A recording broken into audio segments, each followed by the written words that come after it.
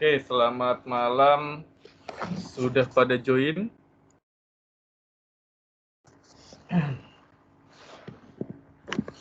Ya, selamat malam. Kita kuliah pengganti kecerdasan buatan chapter 5. Sebelum saya jelaskan tentang fuzzy kemarin kan ada tugas ya. Yang ada yang mau presentasi? Saya, Pak. Oke, silakan.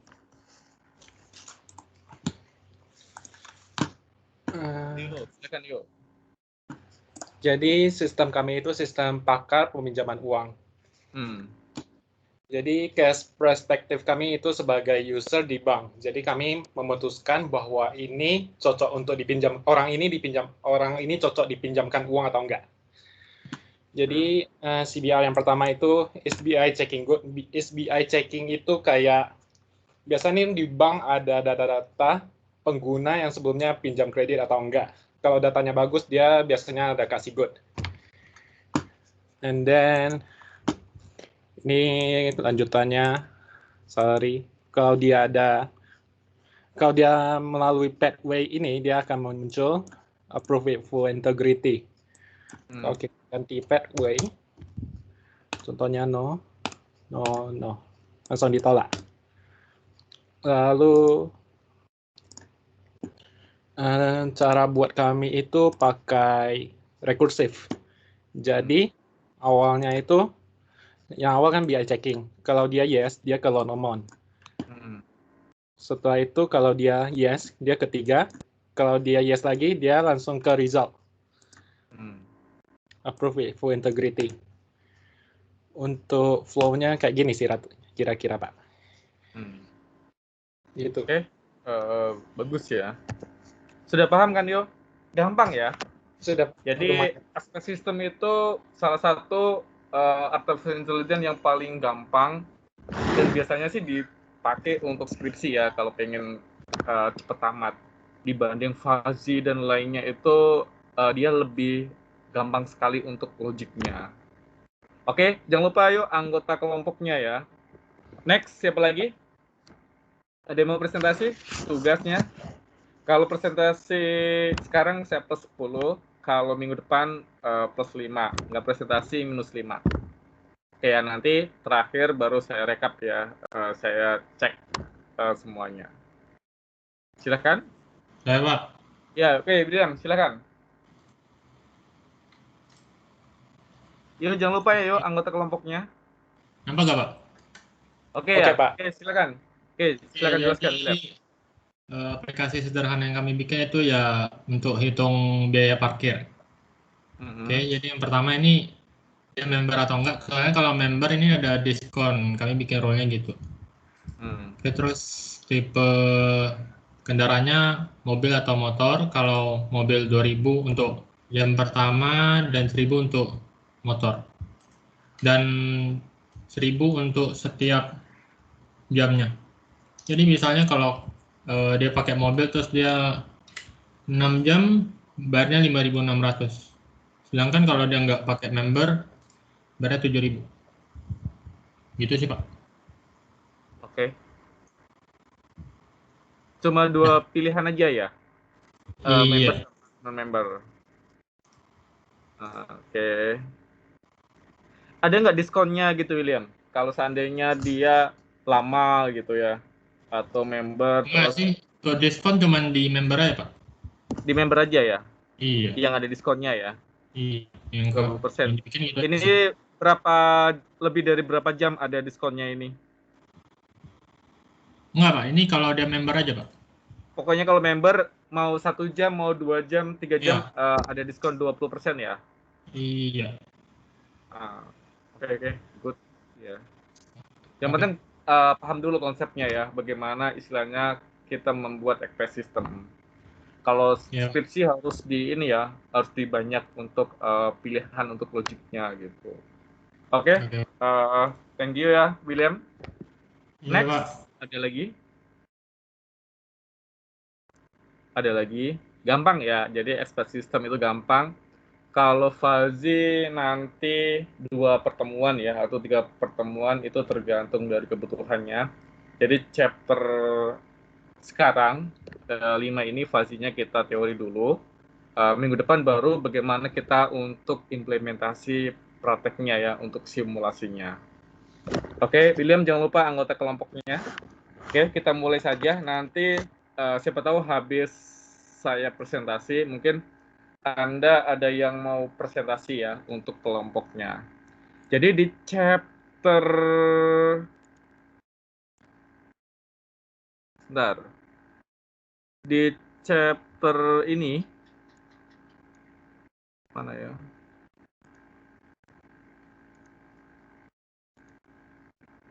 Kok nggak ada? Oke, untuk ininya sudah saya masukkan ya. Chapter 5-nya. Terus ini ada video ya, videonya untuk referensi. Karena kita kuliah online, jadi saya harus buatin videonya. Salah satunya untuk nambah wawasan. Yang kemarin, sorry, saya belum sempat masukin videonya. Expert System ada juga videonya 2 ya. Nanti saya masukkan. Oke. Selanjutnya harusnya ini chapter 6. Berhubung kita kemarin kuliah pengganti, jadi agak di-split sedikit untuk materinya. Di chapter 6, oke ya, harusnya 6 ya, sekarang chapter 5 ini, kita bahas tentang fuzzy logic. Jadi di pertemuan untuk season 1 fuzzy logic ini, saya membahas tentang teoritis secara umum ya, fuzzy. Terus untuk selanjutnya, chapter 7 itu kita bahas tentang macam-macam fuzzy. Itu ada Mamdani, ada Sugeno, ada Tsukamoto, ataupun fuzzy inversion system. Oke. Mengapa sih kita harus belajar logic fuzzy? Terus apa sih kegunaannya? Terus bagaimana implementasinya sederhana? Nanti kita bahas step by step. Jadi di fuzzy ini adalah salah satu ini ya, logic algoritma yang istilahnya tidak terlalu susah dan tidak terlalu gampang ya. Istilahnya ini adalah salah satu yang semu. Dan kita bahas tentang fuzzy. Di fuzzy secara umum yang kita bahas adalah salah satunya itu ketidakpastian. Oke. Atau kita membuat gantung. Oke, ini salah satunya. Oke, jadi fuzzy itu merupakan salah satu bentuk soft computing. Oke. Fuzzy sering dipakai salah satunya untuk artificial intelligence. Bisa juga dia masuk ke decision support system, sistem keputusan, ataupun di machine learning. Sesuai dengan apa sih kebutuhan yang akan kita pakai atau kita gunakan. Dalam case ini, fuzzy-nya kita masukkan ke dalam artificial intelligence. Oke. Jadi, fuzzy itu salah satu bagaimana kita untuk menyusun atau mengelompokkan ya, ataupun dalam perhitungan dalam derajat keanggotaan.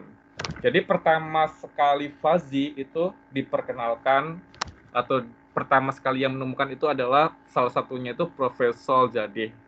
Itu tahun 1965. Oke.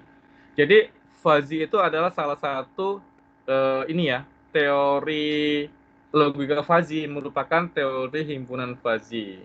Oke. Himpunan fuzzy nanti kita menghitung bagaimana sih untuk derajat keanggotaan sebagai penentu.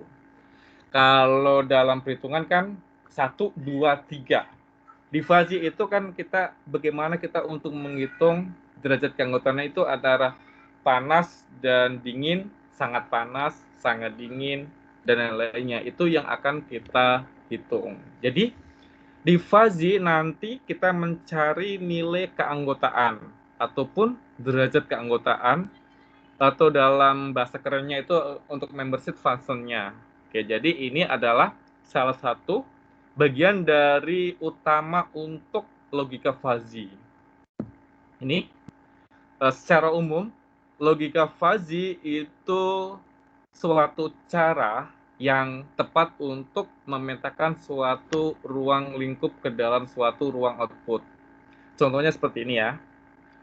Manajer pergudangan mengatakan kepada manajer produksi seberapa banyak persediaan barang pada akhir minggu ini. Kemudian manajer produksi akan menetapkan jumlah barang yang akan diproduksi esok harinya. Ini contoh sederhananya. Oke. Terus selanjutnya seorang pegawai melakukan tugasnya dengan kinerja yang sangat baik. Jadi bagaimana kita untuk menentukan reward seseorang itu kita bisa menggunakan logika fuzzy. Atau penumpang taksi berkata pada sopir taksi, seberapa cepat sih laju kendaraan yang diinginkan?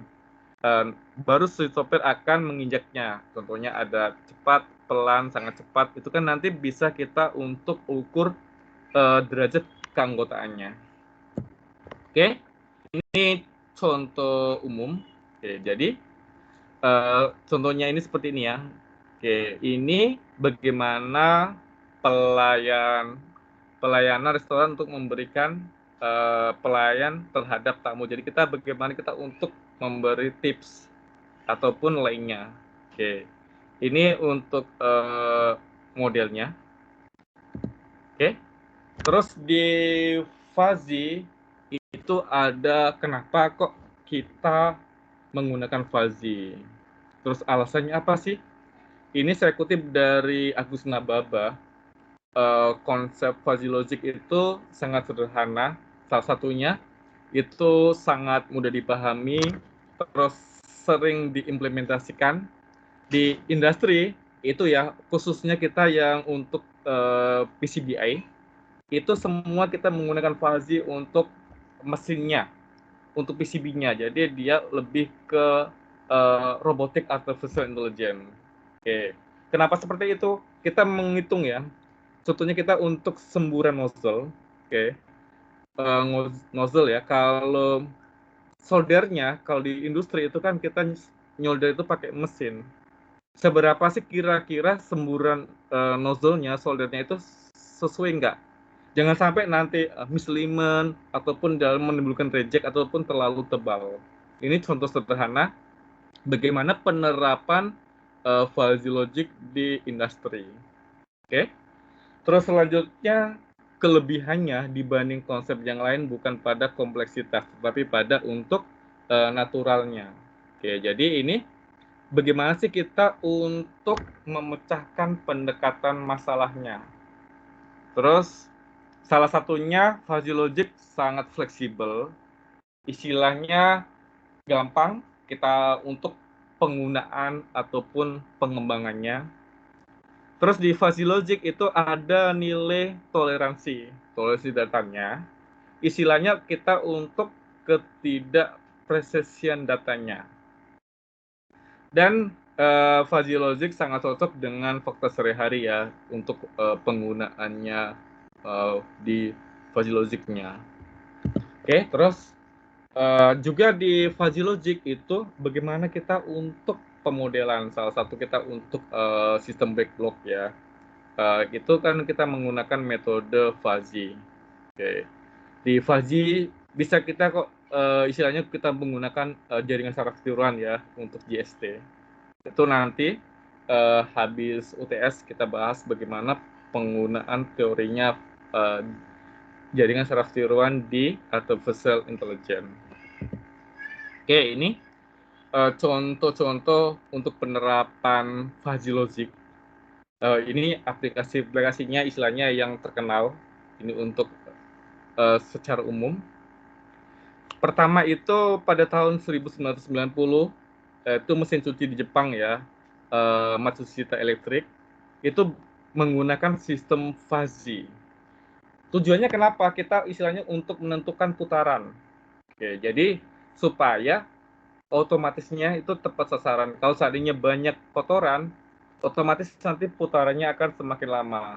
Kalau kotorannya sedikit, dia akan mutarnya itu istilahnya lebih cepat. Itu menggunakan sensor optik. Ya, sama di industri ya. Itu kalau untuk yang sering saya lihat ya, amati, itu kita untuk penggunaan untuk solder mesin ya, otomatis itu pakai nozzle-nya itu kita kan harus diatur, yaitu nanti Fuzzy yang mengaturnya. Terus ada juga tentang transmisi otomatis pada mobil. Ini pada mobil Nissan ya, itu menggunakan Fuzzy. Itu adalah salah satu untuk menghemat bensin. Itu kurang lebih 12 sampai 17%. Terus ada juga kereta bawah tanah ya, itu di Jepang. Itu untuk mengontrol pemberhentian secara otomatis pada area tertentu. Oke, ini penerapan-penerapan contoh penggunaan Fuzzy. Oke, terus ini contohnya. Jadi di Fuzzy itu ada himpunannya, itu disebut dengan himpunan tegas ataupun himpunan Crips ya. Nilai keanggotaan suatu item X dalam suatu himpunan A yang sering ditulis dengan ini ya, lambda A, memiliki dua kemungkinan. Ini saya ngambil dari bukunya Bu Sri Kusuma Dewi, itu tahun 2010 ya. Jadi ada 1 ataupun himpunan 0. Himpunan tegas seperti itu ya, 0 ataupun 1.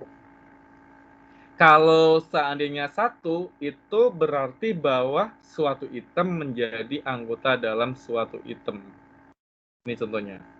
Kalau seandainya 0, itu berarti bahwa item tidak menjadi anggota dalam suatu item.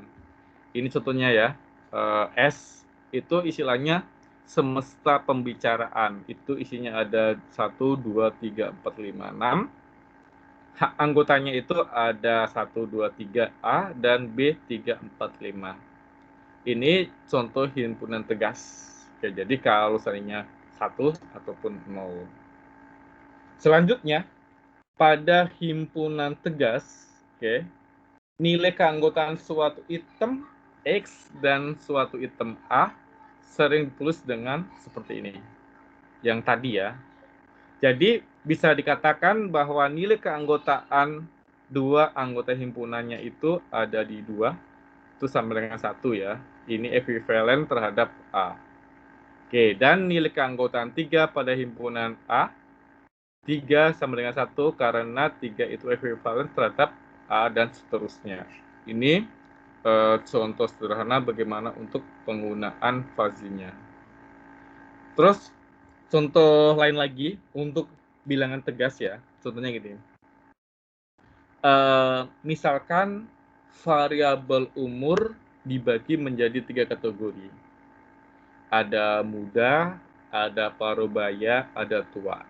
Oke, kurang lebih jadi kalau umur lebih kecil dari 35 itu muda, antara 35 sampai 55 itu parubaya, dan tua itu lebih dari 55. Jadi kalau kita buat nilai keanggotaan secara grafis, himpunan muda, parubaya, tua, nanti akan hasilnya seperti ini. Oke ya, sesuai itu. Jadi 35 ini muda, terus antara ini 35 sampai 55 parubaya, dan tua ini lebih dari 55. Ini contoh sederhananya. Oke. Jadi sama ya, seperti ini apabila seorang berusia 35 tahun maka dikatakan kelompok muda. Berarti 1 penegasannya. Terus apabila seorang berusia 35 tahun maka dikatakan tidak muda, sama dengan 0 contohnya untuk penegasannya. Ini. Dan seterusnya ya, ini untuk himpunannya. Terus dari sini kita dikatakan bahwa untuk menggunakan himpunan Crips-nya itu menyatakan umur sangat tidak adil, adanya perubahan kecil ya. Jadi nilai mengajukan perbedaan antara cukup signifikan. Jadi kalau ada perbedaan 1 kan langsung dari disebut muda, parubaya, ataupun tua. Ini contohnya. Oke, untuk umur ya. Kan ini untuk muda, parubaya, tua. Ini contohnya. Oke.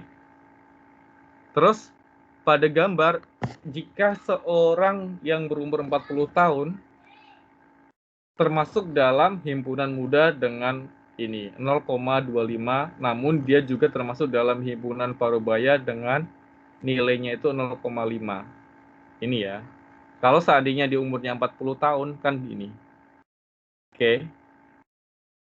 Jadi dia untuk derajat keanggotaannya seperti ini. Ini untuk nilainya. Oke. Dan seterusnya ya. Ini untuk himpunan grade-nya. Kalau tua umur 50 tahun berarti dia masuk ke golongan ini ya. Berapa untuk muda dan berapa untuk tua ini dari sini. Berarti ini ya untuk derajatnya, keanggotaan. Oke.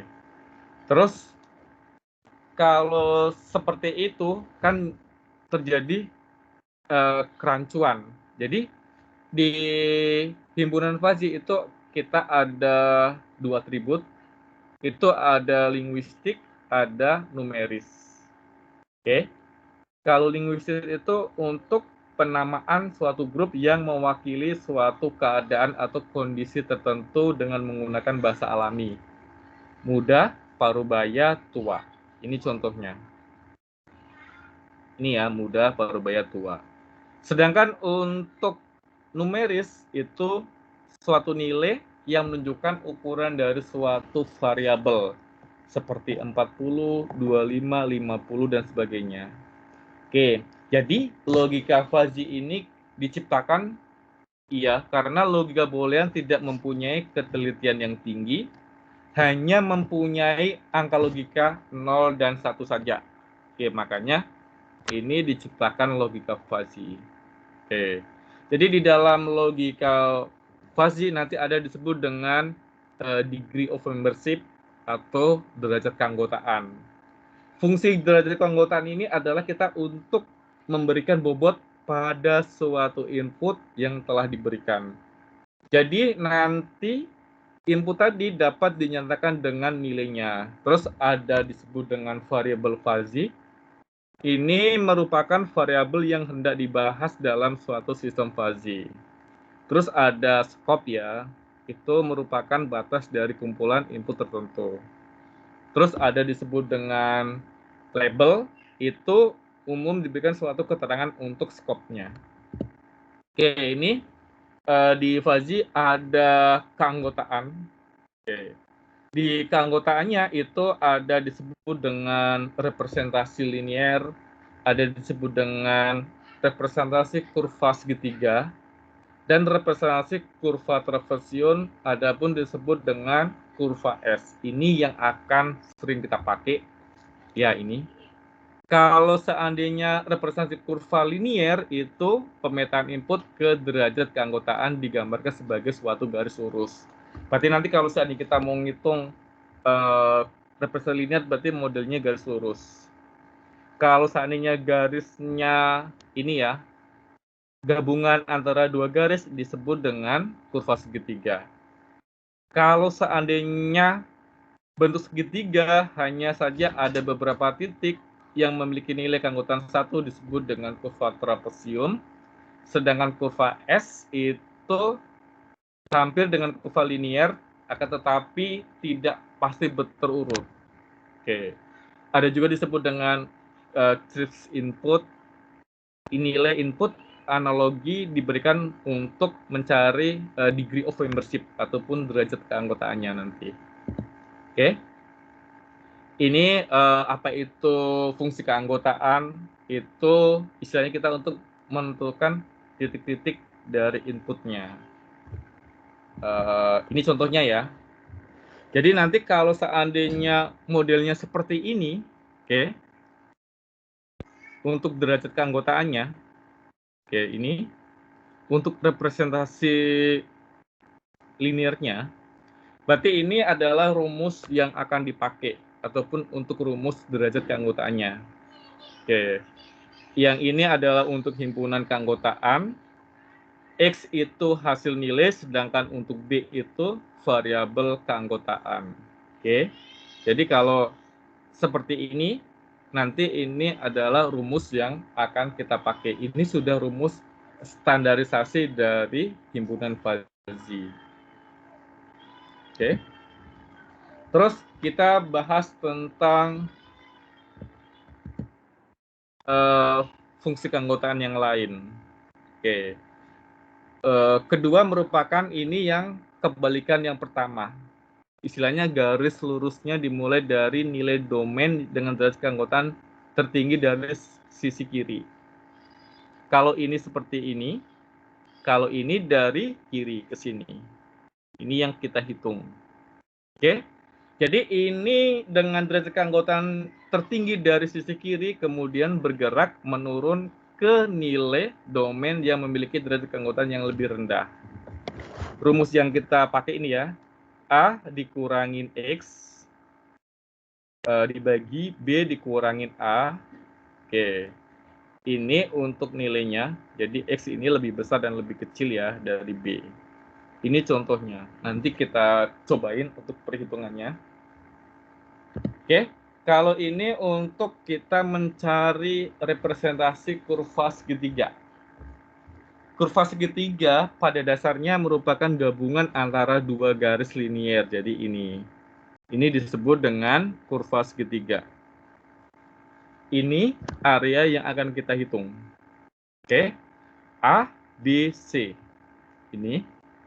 Jadi ini untuk rumus perhitungan untuk keanggotaan, derajat keanggotaannya ya. Jadi ini yang kita pakai. Nanti berapa nilainya, nanti kita masukkan di sini dan nanti kita hitung hasilnya. Ini rumus yang dipakai. Terus kalau seandainya kita mencari representasi kurva trapesiumnya, ini rumus yang akan kita pakai.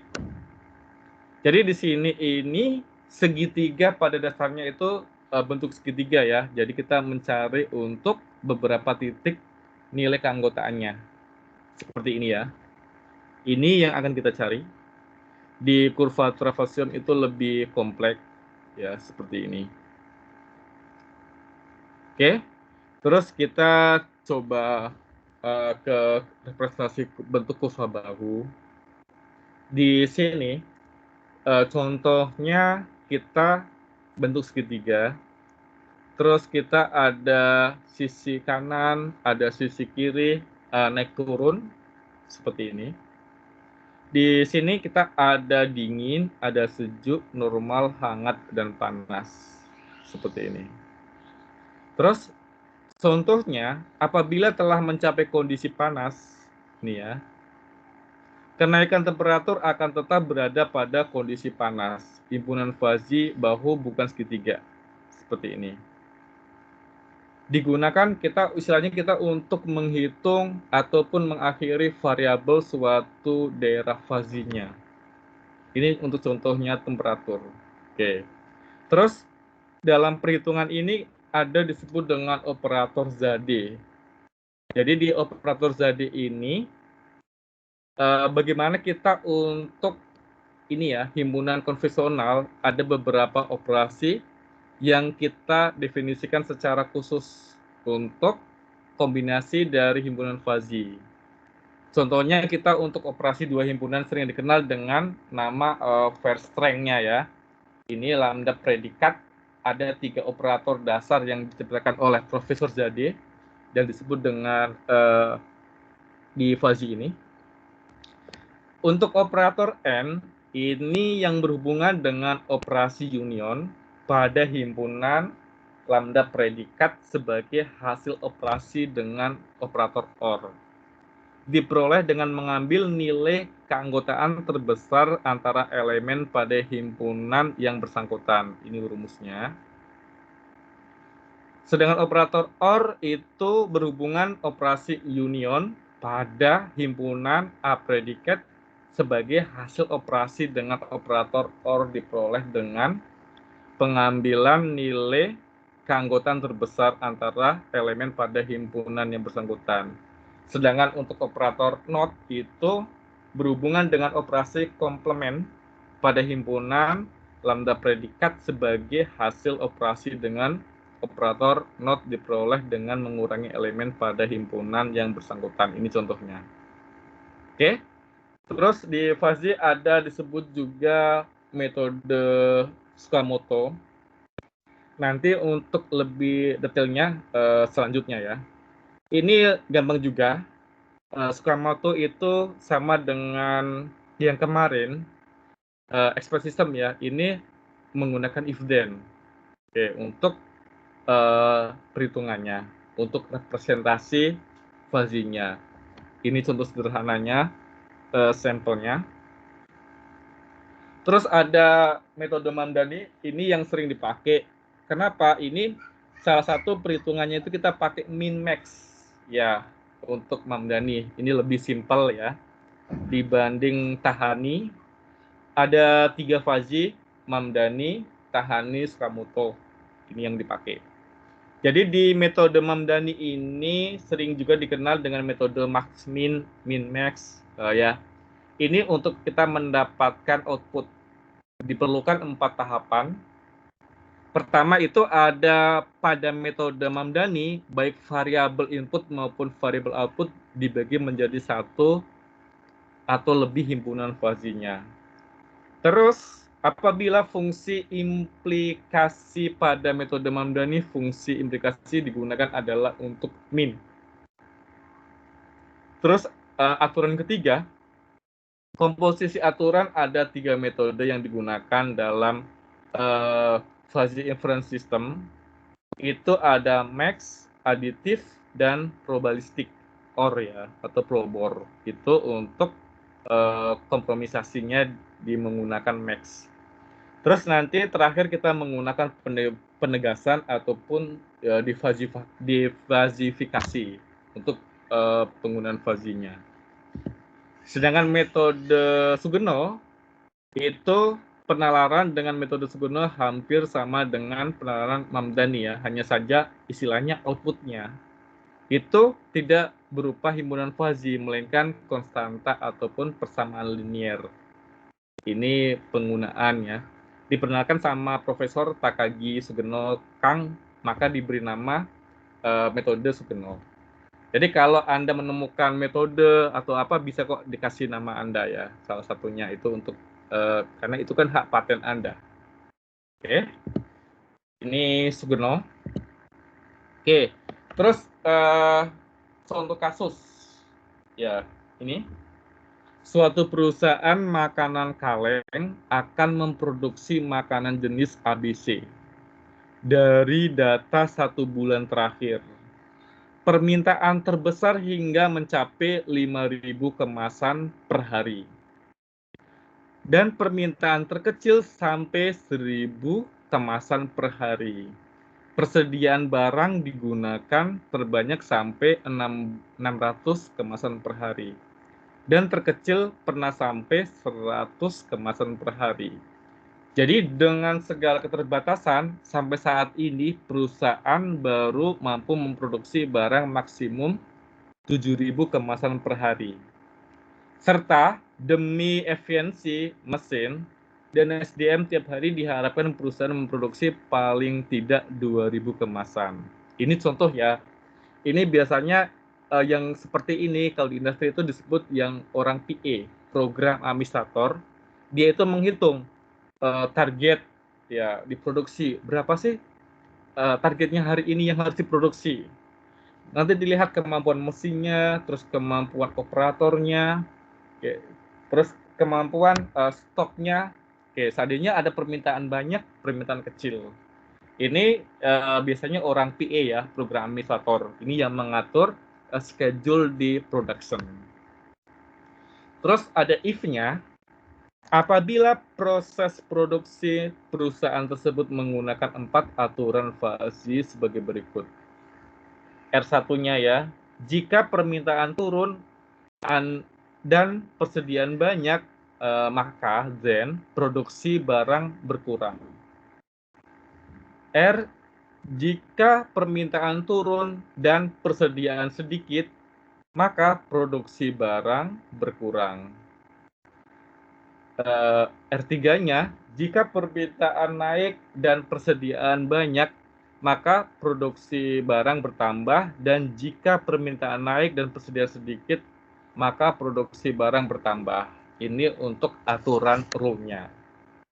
Oke, dari kasus ini, berapa kemasan makanan jenis ABC yang harus diproduksi jika jumlah permintaan sebanyak 4.000 kemasan dan persediaan di gudang masih 300 kemasan.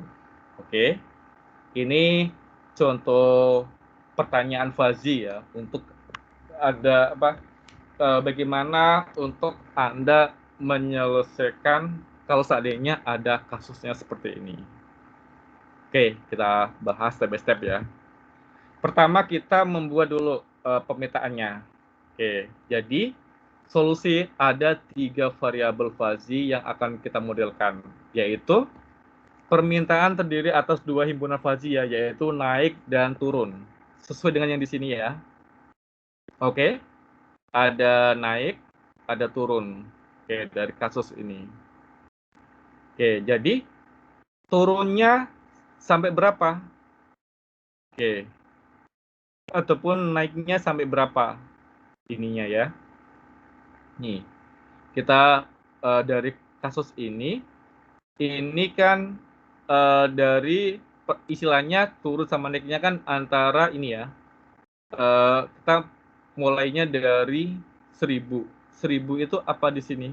Ini. 1000 ini adalah kan permintaan terkecil sampai 1000. Berarti permintaan kecilnya 1000. Oke.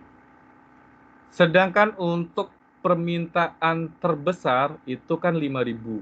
Berarti kita masukkan di sini 5.000. Sedangkan yang kita permintaan yang sekarang itu kan 4.000 ya kemasan. Berarti kita buat di sini. Oke, jadi kita sudah dapat ini modelnya. Oh, seperti ini. Oke. Jadi dari rumus ini kita cari ini yang kita pakai seperti ini ya, Bu. Oke. Maka kita menggunakan untuk logiknya seperti ini. Ada permintaan naik dan ada permintaan turun. Oke, jadi ini kan kita sudah ini ya, informasi yang ini kita menggunakan ini. Ini. Oke, ini naik, ini untuk turun. Oke, jadi ini rumus yang kita pakai. Rumus ini baru kita nanti masukkan ke sini. Oke. Oke. Jadi kalau turun ini kan 5.000, 4.000 ya. Oke. Ini kan untuk dari 1.000 sampai 5.000. Permintaan kita 5.000. Lebih kecil, lebih besar. Oke. Maka nanti didapat adalah ini ya, 5.000 dikurangin 1.000. Nilainya 4.000. Oke. Terus yang kita akan mencari untuk turun dan naiknya ya. Oke, berarti kita masukkan rumusnya. Ini 5.000 dikurangin 1.000 dibagi 4.000, maka didapat 0,25 untuk turunnya. Sedangkan kalau seandainya permintaannya naik, dari rumus tadi itu kan 4.000 dikurangin 1.000 dibagi 4.000, maka 0,75. Oke, berarti kita sudah dapat untuk angka-angkanya, permintaan naik dan permintaan turun. Selanjutnya kita hitung lagi untuk persediaan. Persediaannya itu kan ada persediaan sedikit, ada persediaan banyak. Oke, berapa nilainya? Ini. Persediaan sedikit kita dari kasus ini kan terkecilnya 1.000 kemasan per hari. Sedangkan untuk persediaan banyaknya, ini kan kita sampai 600. Nih. Ini 600 ya. Oke. Terus permintaan terbesar hingga 600. Oke. Ini ya. Jadi ini mana tadi? Ini. Oke. Terus ini kita ada 300. 300 ini adalah persediaan kita di gudang. Oke. Berarti dari 100, 600, 300. Kita buat di sini, masukkan datanya. Masukkan datanya itu, ini rumusnya yang tadi kita masukkan ya. Oke, jadi 600 dikurangi 300 dibagi 500 untuk ininya. Jadi 0,6, 300 dibagi 100 dibagi 500, maka 0,4. Selanjutnya kita bahas untuk berkurang dan bertambah. Oke. Berkurangnya itu 2.000, bertambahnya itu 7.000. Yang dari kasus ini. Oke. Jadi 6.000 sama untuk 7.000-nya. Oke. Setelah dari sini kita ambil, kita masukkan ke sini. Oke, ini untuk produksi barangnya ya. Oke. Nanti keluar hasilnya. Oke, nanti bisa Anda hitung ya dari rumus ini. Terus selanjutnya, oke, kita masuk ke logic fuzzy-nya.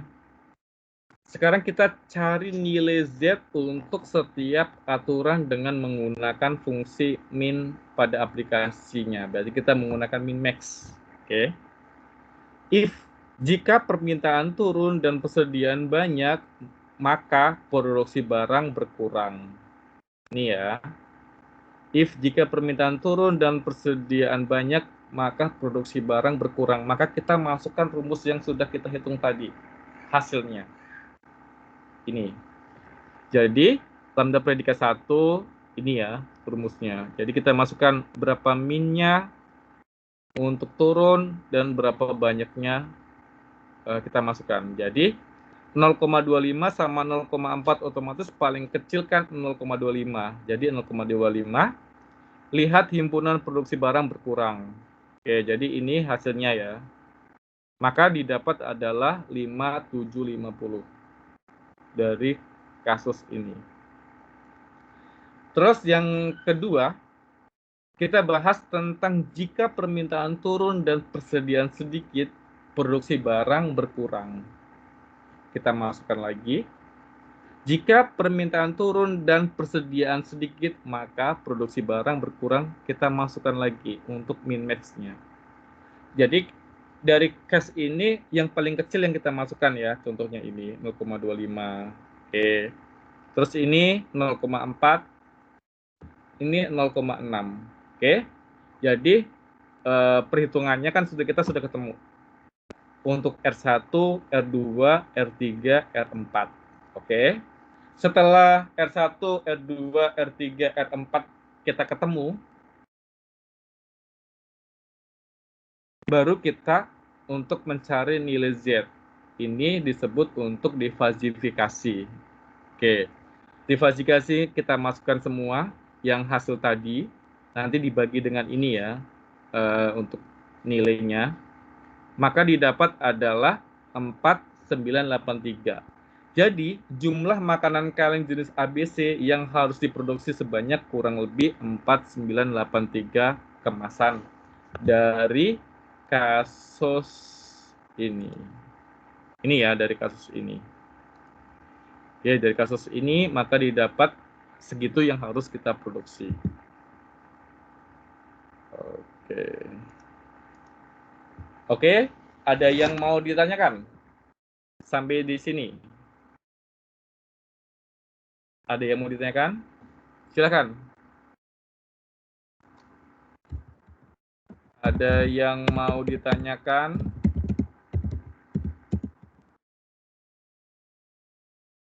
Soal perhitungan ya.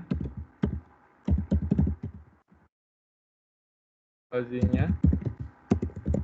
Ayo silakan. Ada yang mau ditanyakan? Gampang ya. Jadi kita kan sudah ada pedomannya. Kita tinggal masukin aja. Oke, jadi kalau contoh tadi itu kan kita pakai Mamdani. Kita pakai min max ya. Jadi min kita cari. Baru nanti kita masuk penggunaan defazifikasi. Suatu defazifikasi itu yang tadi ya, yang kita pakai. Itu adalah untuk perhitungan diversifikasi. Anda beruntung ya, kalau kemarin sebelum-sebelumnya saya ngajar UTS-nya seperti itu yang keluar ya, perhitungan itu. Kalau sekarang kan kita lebih santai ya, by project, jadi nggak terlalu susah, nggak terlalu tegang ya. Oke, ada yang mau ditanyakan silakan. Sebelum saya masuk lagi, oke, kalau tidak ada pertanyaan saya absen dulu ya. Absen dulu. Yusuf hadir? Hadir, Pak. Oke, Andri?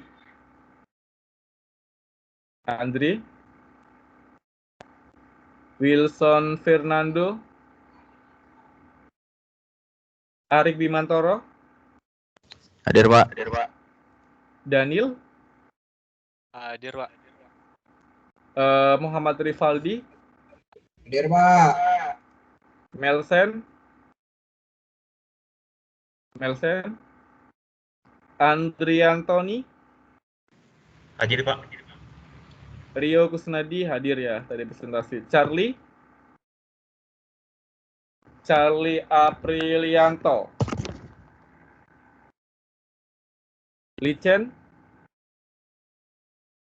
Hadir, Licen Pak. hadir ya. Licen, hari ini katanya ada seminar ya? Iya. Saya kurang tahu, Pak. Seminar UMKM ya, kalau nggak salah. Teddy Fernando? Hadir, Pak. Rosita? Hadir. Halo, Pak. Sorry, saya baru dari WC. Charlie hadir. Iya. Charlie hadir ya. Denisa? Hadir, Pak. Andiko? Hadir, Pak. Jumiliono? Hadir, Pak. Hadir ya. Pak. Iya, John Susanto? Hadir, Pak. River? Hadir, Pak. Gesili? Hadir, Pak. Lucky Andito? Hadir, Pak. Elvin? Hendri Wijaya? Hadir, Pak. Hadir ya. Richard? Hadir, Pak. Jody Saputra?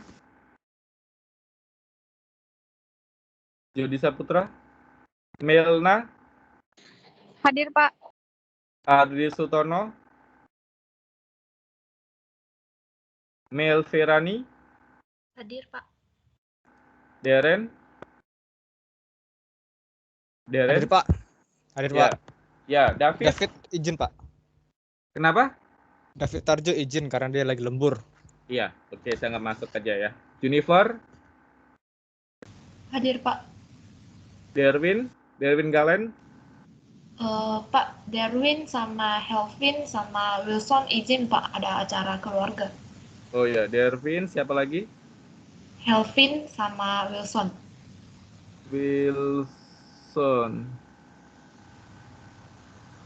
Melvin ya? Elvin sama Helvin, Darwin sama Wilson. Wilson itu yang mana? Oh, atas. Oke. Iya. Makasih, Pak. Iya, karena kita kuliah pengganti ya. Yang penting ada infonya sih, nggak masalah buat saya. Jukenli? Hadir, Pak. Hadir ya. Mikael? Hadir, Pak. Mikael, satu lagi. Mikael? Teddy Sanjaya? Teddy? Hadir, Pak. Hadir ya. Kelvin? Hadir, Pak. Yudi Hartanto? Hadir, Pak. Jendri Winata? Hadir, Pak. Derek? Ricky Fernando? Hadir, Pak. Hadir ya. Melvi Devalia? Hadir, Pak. Hadir. Oke. Hendra Wijaya? William Surya? Hadir, Pak. Hadir ya. Kelvin? Kelvin Kurniawan? Hadir, Pak. Amir? Hadir Pak Amir. Ya, oke. Dari materi saya ada yang mau ditanyakan? Jody hadir ya. Wait. Jody, mana Jody? Oke. Dari Pak materi Andri hadir. siapa? Andri. Andri. Atas Pak, nomor 2. Atas kayaknya ya, Andri. Iya. Iya. Kasih Pak. Melsen? Ardi Sutono? Derek? Hendra? Oke. Hadir, Pak. Hadir Hendra, Hendra? coba. Iya, Indra, mana Indra? Oke. Ada yang mau ditanyakan soal materi Fazi? Silakan. Ada yang mau ditanyakan soal Fazi? Ini salah satu untuk skripsi bagus ya. Butuh tantangan untuk menghitung ya. Dulu saya tesisnya pakai Fazi, Artificial Intelligence ya. Itu buat aplikasi lumayan sih. Ya, sudah. Oke. Ada yang mau tanyakan soal Fazi? Untuk Fazi jangan khawatir. Chapter 1 ini saya nggak akan ngasih tugas ya. Yang penting Anda paham dulu. Anda baca-baca pelan-pelan ya penggunaan Fazi. Fazi di industri sering dipakai khususnya untuk robotik. Oke, yang robotik ya. Contohnya kayak untuk dia ngasih glue juga bisa pakai Fazi. Oke.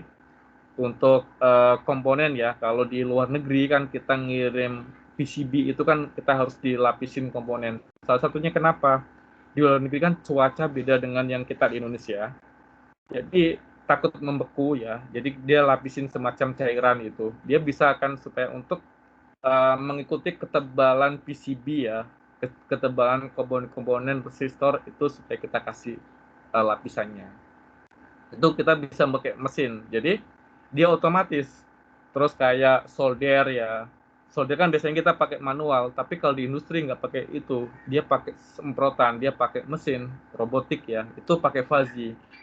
Untuk mengukur kecepatannya, terus berapa ketebalannya itu diukur semua. Oke, karena salah satunya itu adalah kita untuk efisiensi dalam pekerjaan. Dan masih banyak lagi itu penggunaan Fazi di dunia industri.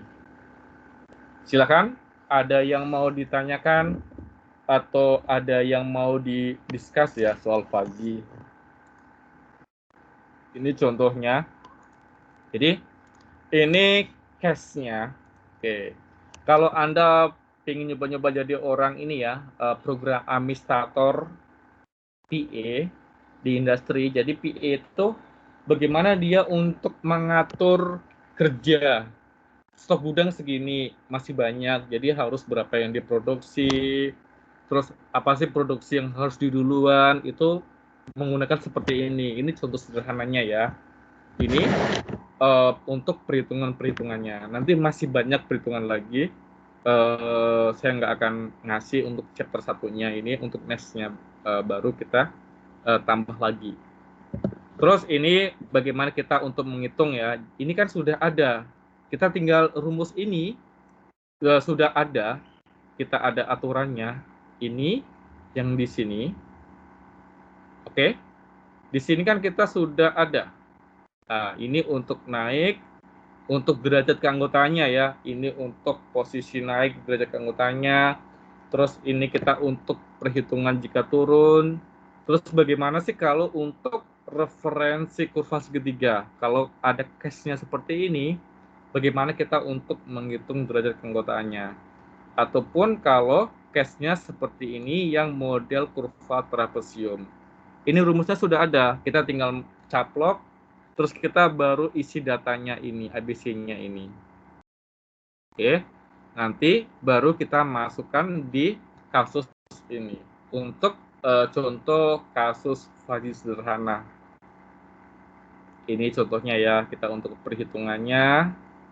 Jadi ini untuk, ini gampang kan? Ini cuma 2, naik turun ya. Ini seperti ini. Oke. Jadi kalau untuk skripsi ini kita tidak 2 ini, minimal 3 ataupun 4 untuk case-nya. Jadi banyak R-nya nanti, R1, R2, R3-nya. Oke, ini contoh untuk bagaimana sih kita untuk hitung fuzzy yang berkurang sampai bertambah. Terus ini setelah tadi sudah ketemu, oke, baru kita untuk menghitung min max-nya. Di Mamdani ini contoh kasusnya itu lebih kita ke min untuk penggunaannya. Jadi seperti ini. Dari kasus ini otomatis mana yang min-nya itu kita ambil. Oke, ini hasilnya. Oke, ini contohnya untuk turun sama berkurang ya. Ini untuk hasilnya. Terus ini untuk kalau seandainya kita perhitungan jika permintaan naik dan persediaan banyak, maka produksi barang bertambah. Ini contoh perhitungannya. Dan jika permintaan naik dan persediaan sedikit, maka produksi barang bertambah. Ini rumusnya. Oh, berarti di case ini yang paling kecil 0,6. Ini 0,4 itu yang kita ambil. Setelah kita ketemu R1, kita ketemu R2, kita ketemu R3, kita ketemu R4, maka kita masukkan defasifikasi. Ini total keseluruhan, maka nilai Z-nya itu adalah 4983. Ini dapatnya dari mana? Dari rumus tadi. 0,25, 0,25, 0,4, 0,6 itu kan dari nilai terkecil ini. Terus baru kita masukkan nilainya yang tadi. Ada 5750, 5750, 4000, 5000. Ini nilainya ya, nilai Z-nya. Setelah ketemu, baru kita hitung seluruhnya. Kita bagi. Jadi jumlah makanan kaleng sedikit jenis ABC yang harus diproduksi sebanyak 4.983 dari kasus ini. Di kasus ini, berapa kemasan makanan jenis ABC yang harus diproduksi jika jumlah permintaannya sebanyak 4.000 kemasan dan persediaan di gudang masih 3.000 kemasan. Maka yang harus diproduksi adalah 4.983. Oke, gampang ya. Ini contohnya ya. Bagaimana untuk perhitungan sederhana. Nanti kita tambah lagi case-case dari kasus-kasusnya. Nanti seperti expert system, jaringan saraf turuan, dan lainnya. Ini kita baru masuk ke fuzzy. Oke, ada yang mau ditanyakan soal fuzzy? Oke, saya nggak akan kasih tugas ya. Anda salih dulu. Ada yang mau ditanyakan tentang fuzzy dari materi kasus tadi? Gampang ya. Kalau di fuzzy sih, kalau perhitungan kita tinggal masukkan aja kok yang sudah kita, rumus yang sudah ada. Ini ya. Ini untuk derajat keanggotaannya, kita tinggal masukkan. Ini, mana yang akan kita pakai. Jadi, hanya ini aja kok, muter-muter untuk derajat keanggotaannya. Ada yang mau ditanyakan, silakan. Sudah jelas? Oke, ada yang mau presentasi tugasnya? 2 kelompok ya, berarti kelompok selanjutnya minggu depan untuk presentasinya. Nggak apa-apa, yang penting ada plusnya ya, plus yang sekarang kan plus 10, minggu depan kita plus 5. Karena ini waktunya mepet ya, saya juga maklum gitu. Ada yang mau ditanyakan, silakan. Ada yang mau ditanyakan soal materi fuzzy? Oke. Oke ya, kalau tidak pertanyaan, ini karena kuliah pengganti. Oke. Kita ketemu lagi 1 minggu lagi, chapter 7. Nanti chapter 7 saya jelasin untuk buat UTS-nya ya. UTS-nya itu presentasi aja. Oke, presentasi tentang apa sih yang akan project yang Anda buat. Tapi nanti untuk lebih jelasnya nanti yang minggu depan saya jelasin kisi-kisinya ya. Nanti supaya Anda biar cepat ngerjakan. Oke? Kalau tidak ada pertanyaan, jangan lupa Anda jaga kesehatan, pakai masker, karena kita masih suasana COVID. Oke, mudah-mudahan nanti tahun depan, waktu Anda sidang skripsi, kita bisa ketemu ya dosen-dosen, kita bisa canda, bisa nguji Anda langsung, bisa lihat ekspresi Anda ya, waktu sidang. Kalau kayak gini kan kita susah ya. Oke, sampai ketemu minggu depan dan selamat malam. Pak.